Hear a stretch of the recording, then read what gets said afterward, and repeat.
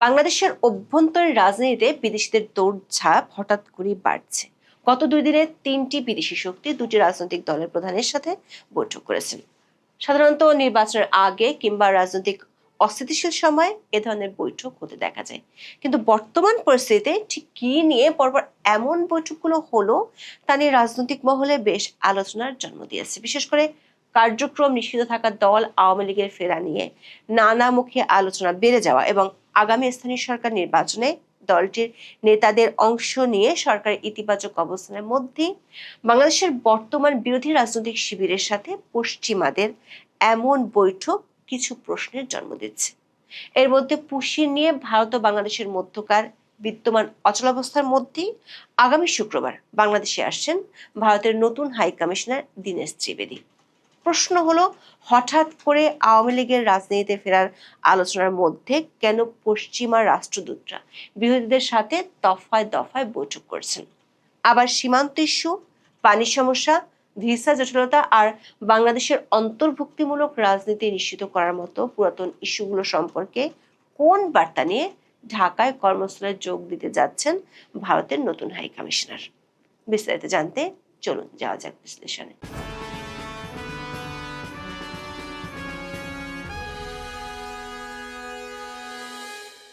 গত 10 এপ্রিল ভারতের পররাষ্ট্র মন্ত্রণালয়ের এক অফিসিয়াল বিজ্ঞপ্তিতে জানানো হয়েছিল, বাংলাদেশে নিযুক্ত তখনকার হাই কমিশনার প্রণয় ভার্মাকে বেলজিয়ামে দেশটির পরবর্তী রাষ্ট্রদূত হিসেবে নিয়োগ দেওয়া হয়েছে। একই সঙ্গে তিনি ইউরোপীয় ইউনিয়নেও ভারতের রাষ্ট্রদূত হিসেবে দায়িত্ব পালন করবেন। এর মধ্যে প্রণয় ভার্মা বাংলাদেশ ছেড়ে নতুন কর্মস্থলে যোগ দিয়েছেন। তারও আগে ভারতীয় ও বাংলাদেশি গণমাধ্যমের খবর হলো, প্রণয় ভার্মার জায়গায় নতুন হাই কমিশনার হিসেবে বাংলাদেশে আসছেন দেশের পোর খাওয়া রাজনীতিবিদ দীনেশ ত্রিবেদী। সূত্রগুলো বলছে, দীনেশ ত্রিবেদীর নতুন কর্মস্থলে যোগ দেয়া ভারত ও বাংলাদেশের জন্য জরুরি হলেও অনেক যদি এবং কিন্তুর উপর ঝুলেছিল। 24 আগস্টের পর থেকে বাংলাদেশের সাথে ভারতের সম্পর্ক ইতিহাসের সবচেয়ে খারাপ সময় পার করেছে বলে কেউ কেউ মনে করেন। সে পরিস্থিতিতে পেশাদার কূটনীতিকের খোলস থেকে বেরিয়ে ভারত কেন বাংলাদেশে একজন রাজনীতিককে রাষ্ট্রদূত হিসেবে নিয়োগ দিল তা নিয়ে অনেক বিশ্লেষণ সংবাদ মাধ্যমে প্রকাশিত হয়েছে। গত 3 দশকেরও বেশি সময় ধরে ঢাকায় ভারত সাধারণত ক্যারিয়ার ডিপ্লোম্যাট বা পেশাদার আমলা পাঠিয়েছে। এবারই প্রথমবারের মতো একজন প্রবীণ রাজনীতিবিদ, যিনি ভারতের সাবেক কেন্দ্রীয় মন্ত্রী এবং বিজেপি নেতা, তাকে পাঠানো হচ্ছে। দিল্লির কূটনৈতিক সূত্রগুলো বলছে, দীনেশ ত্রিবেদী পশ্চিমবঙ্গের রাজনীতিতে দীর্ঘদিনের অভিজ্ঞ, কারণ তিনি ব্যারাকপুরের সাবেক এমপি, তৃণমূল কংগ্রেস থেকে বিজেপিতে যোগ দিয়েছিলেন, বাংলা ভাষা ও সংস্কৃতি বোঝেন, দুই বাংলার সীমান্ত সাংস্কৃতিক ইস্যুতে গভীর ধারণা আছে তার। এটাকে কাজে লাগাতে চায় ভারত। তিনি সরাসরি মোদী সরকার প্রতিনিধিত্ব করতে পারবেন, পার্টি টু পার্টি আলোচনা করতে পারবেন, যা একজন সাধারণ ডিপ্লোম্যাট সহজে পারেন না। কূটনৈতিক বিশ্লেষকরা মনে করেন, একজন পেশাদার কূটনীতিকের বদলে একজন রাজনীতিককে হাই কমিশনার করে পাঠানো ভারত বাংলাদেশের চলমান সম্পর্কের ক্ষেত্রে একটি গুরুত্বপূর্ণ মোড়। বাংলাদেশের সাম্প্রতিক রাজনৈতিক পরিবর্তন, আঞ্চলিক নিরাপত্তার চ্যালেঞ্জ এবং অর্থনৈতিক সহযোগিতার প্রেক্ষাপটে দীনেশ ত্রিবেদীর মতো একজন অভিজ্ঞ রাজনীতিকের আগমন দুই দেশের সম্পর্কে নতুন গতি আনতে পারে। বিশ্লেষকদের মতে, স্পর্শকাতর বর্তমান পরিস্থিতিতে মোদী সরকার একজন অভিজ্ঞ রাজনীতিককে বেছে নিয়েছেন, যাতে সংকটময় বিষয়গুলো সহজে আলোচনার মাধ্যমে সমাধান করা যায়। কিন্তু দীনেশ ত্রিবেদী বাংলাদেশে যোগ দিচ্ছেন এই খবর চাওয়ার হওয়ার পর প্রায় 2 মাস লেগে গেল তার নতুন কর্মস্থলে আসতে। বাংলাদেশের পররাষ্ট্র মন্ত্রণালয়ের একটি সূত্র নিশ্চিত করেছে, আগামী শুক্রবার 12 জুন ঢাকায় পৌঁছাবেন বাংলাদেশে নিযুক্ত ভারতের নতুন হাই কমিশনার দীনেশ ত্রিবেদী। ঢাকার ভারতীয় হাই কমিশন সূত্র জানায়, গত 5 জুন দীনেশ ত্রিবেদী বাংলাদেশে ভারতের হাই কমিশনার হিসেবে তার নিয়োগের জন্য রাষ্ট্রপতি দ্রৌপদী মুর্মুর কাছ থেকে লেটার অব ক্লিয়ারেন্স গ্রহণ করেছেন। সূত্রগুলো বলছে, দীনেশ ত্রিবেদীর যোগ দেওয়ার পেছনে এই যে এত সময় লাগলো, তার পেছনে বেশ কিছু কারণ আছে।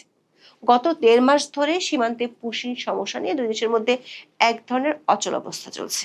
দিল্লিতে দেশ দুটির সীমান্তরক্ষী বাহিনীর বৈঠকেও এ নিয়ে কোনো শুরু হয়নি। আবার বাংলাদেশ সরকার প্রতিনিধিরা অবশ্য পুশিনকে ভারতের অভ্যন্তরীণ ভোটের রাজনীতির ইস্যু বলে মন্তব্য করেছেন। তা সত্ত্বেও সীমান্তে কড়া নজরদারিতে আছে বাংলাদেশের সীমান্তরক্ষী বাহিনী বিজিবি। তারেক রহমানের বিএনপি সরকার ক্ষমতা আসার পর এখনো পর্যন্ত গঙ্গার পানি বন্টন চুক্তির নবায়ন এবং তিস্তার পানি বন্টন নিয়ে দুপক্ষ কোনো সমাধানে পৌঁছাতে পারেনি। সূত্রগুলো বলছে, ভারত ও বাংলাদেশের মধ্যকার এই ইস্যুগুলো পুরাতন, মানে এগুলো আগের সরকারগুলোর আমলেও ছিল। 24 আগস্টের পর থেকে ভারতের কাছে দুটি গুরুত্বপূর্ণ ইস্যু হলো বাংলাদেশের অভ্যন্তরে অন্তর্ভুক্তিমূলক রাজনীতি ও ভারত বিরোধী জনগোষ্ঠী মাথাচাড়া দিয়ে ওঠা। দর্শক, ভারত বাংলাদেশের গত নির্বাচনের আগে থেকে অন্তর্ভুক্তিমূলক রাজনীতির পক্ষে তাদের অবস্থান তুলে ধরেছে। সোজা সাপটাভাবে বললে বিষয়টি আওয়ামী লীগের কার্যক্রমের উপর নিষেধাজ্ঞা তুলে দেওয়ার দিকেই ইঙ্গিত করে। কূটনৈতিক সূত্রগুলো বলছে, পুরাতন 3টি ইস্যু এবং নতুন এই 2টি ইস্যু নিয়ে দূরত্ব থাকায় ভারতের নতুন হাই কমিশনার বাংলাদেশে আসাটা ঝুলেছিল। এর মধ্যে আরেকটি ইস্যু হলো বাংলাদেশের প্রধানমন্ত্রীর ভারত সফর। বাংলাদেশের পররাষ্ট্রমন্ত্রী খলিলুর রহমানের ভারত সফরের পরপরই ধারণা করা হয়েছিল তারেক রহমান তার প্রথম বিদেশ সফরে ভারত যেতে পারেন।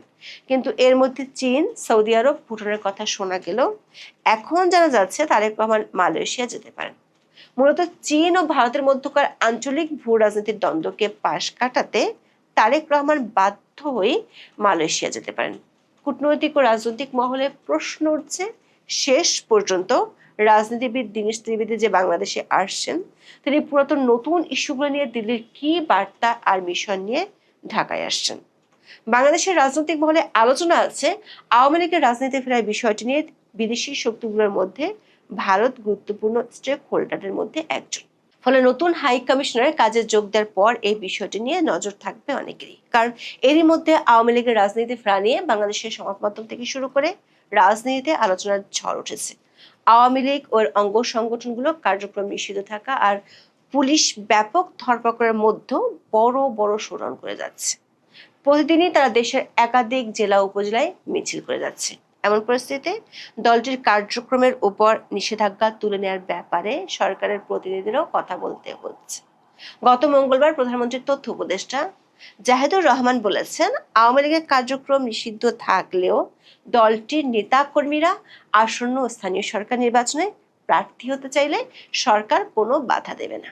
সচিবালয়ে এক সংবাদ সম্মেলনে তিনি বলেন, যাদের নামে মামলা আছে বা মামলা চলছে, আইনি কোনো নিষেধাজ্ঞা না থাকলে তারাও নির্বাচনে অংশ নিতে পারবেন। সরকার তাদের পথ আটকাবে না। আওয়ামী লীগের অনেক নেতার এখনো দলীয় পদ পদবি রয়ে গেছে, এতে কোনো সমস্যা হবে কিনা এমন প্রশ্নের জবাবে জাহিদুর রহমান বলেন, এই বিষয়টির এখন আর কোনো গুরুত্ব নেই, কারণ দল হিসেবে আওয়ামী লীগের সব ধরনের সাংগঠনিক কার্যক্রম নিষিদ্ধ রয়েছে। তার এই বক্তব্যের পর রাজনৈতিক মহলে নতুন আলোচনার জন্ম হয়েছে। এই সিদ্ধান্তের সমর্থকরা একে দেখছেন একটি গণতান্ত্রিক পদক্ষেপ হিসেবে। অন্যদিকে সমালোচকরা প্রশ্ন তুলেছেন, আগামী দিনের বড় নির্বাচনগুলোর উপর এর কি প্রভাব পড়বে। রাজনীতি বিশ্লেষকদের মতে এই সিদ্ধান্তের ফলে অনেক এলাকায় নির্বাচনের চিত্র বদলে যেতে পারে। বিশেষ করে বিএনপি, আওয়ামী লীগ এবং জামাত ইসলামের প্রার্থীদের মধ্যে একটি ত্রিমুখী লড়াইয়ের সুযোগ তৈরি হতে পারে। কিছু পর্যবেক্ষক মনে করছেন, দেশের রাজনৈতিক বাস্তবতার কথা চিন্তা করে সরকার এই আপোষ করেছে। আবার অনেকের ধারণা, সব দলের অংশগ্রহণে একটি নির্বাচন দেখতে চায় বাইরের কিছু দেশ, আর সেই আন্তর্জাতিক চাপের কারণেই এই সিদ্ধান্ত নেওয়া হয়েছে। নাম প্রকাশ না করার শর্তে বিএনপির একজন শীর্ষ নেতা ও সরকারের একজন মন্ত্রী জানিয়েছেন, আওয়ামী লীগকে রাজনীতিতে সুযোগ দেওয়ার জন্য আন্তর্জাতিক মহলের তাগিদ ছিল এবং এখনো আছে। বিদেশি অনেকগুলো পক্ষ আওয়ামী লীগের রাজনৈতিক অধিকার দিতে সরকারকে চাপ দিচ্ছে। সরকার এমন চিন্তা ভাবনার মধ্যে নতুন খবর হলো, গত 2 দিনে বাংলাদেশে পশ্চিমা রাষ্ট্রদূতদের দৌড়ঝাঁপ আবার হঠাৎ করে বেড়েছে। যুক্তরাজ্য ও ইউরোপিয়ানের রাষ্ট্রদূতরা গত 2 দিনে জামাত ও এনসিপি নেতাদের সাথে একাধিক বৈঠক করেছেন। 10 জুন জামাত ইসলামের আমির ডক্টর শফিকুর রহমানের সঙ্গে সাক্ষাৎ করেছেন ঢাকায় নিযুক্ত British high commissioner Sarah Cooke. জাতীয় সংসদ ভবনে বিরোধী দলীয় নেতার কার্যালয়ে তারা বৈঠক করেন। তার আগের দিন একই কার্যালয়ে জামাতের আমিরের সাথে বৈঠক করেন বাংলাদেশে নিযুক্ত যুক্তরাষ্ট্রের রাষ্ট্রদূত ব্রেন্টি ক্রিস্টেনসেন। জামাতের পক্ষ থেকে এই দুটি বৈঠক নিয়ে যে বিবৃতি দেওয়া হয়েছে তা বেশ আনুষ্ঠানিক। বলা হয়েছে, এসব বৈঠকে নির্বাচন পরবর্তী দেশের সামগ্রিক রাজনৈতিক ও অর্থনৈতিক পরিস্থিতি, আসন্ন জাতীয় বাজেট, দ্বিপক্ষীয় বাণিজ্য ও বিনিয়োগের সম্ভাবনা এবং বাংলাদেশের সাথে দেশগুলোর সম্পর্ক সহ পারস্পরিক স্বার্থ সংশ্লিষ্ট বিভিন্ন বিষয়ে আলোচনা হয়। বুধবার ইউরোপীয় ইউনিয়নের উচ্চ পর্যায়ের প্রতিনিধি দল এনসিপির আহ্বায়ক ও বিরোধী দলীয় চিফ হুইপ নাহিদ ইসলামের সঙ্গে বৈঠক করেছে। প্রতিনিধি দলের নেতৃত্ব দেন ইউ রাষ্ট্রদূত মাইকেল মিলার। বৈঠকটি অনুষ্ঠিত হয় এনসিপির দলীয় কেন্দ্রীয় কার্যালয়। কূটনৈতিক সূত্রগুলো বলছে, বাংলাদেশে বিগত নির্বাচনের আগে এ ধরনের বৈঠক বেশি হতে দেখা গেছে। হঠাৎ করে আওয়ামী লীগের ফেরার আলোচনার মধ্যে বিদেশি কূটনীতিকদের এই ধরনের বৈঠক বেড়ে যাওয়া নতুন বার্তার ইঙ্গিত দেয়। বাংলাদেশে অন্তর্ভুক্তিমূলক রাজনীতি বা আওয়ামী লীগের ফেরা নিয়ে বর্তমান সরকারি দলই শুধু না, বিরোধী দুটি দলকেও এক ধরনের সমঝোতার মধ্যে আসতে হবে। না হলে 24 আগস্টের পর যেভাবে সহিংসতা হয়েছে তেমন ভয়াবহ ঘটনা আবারও ঘটার আশঙ্কা থেকে যায়।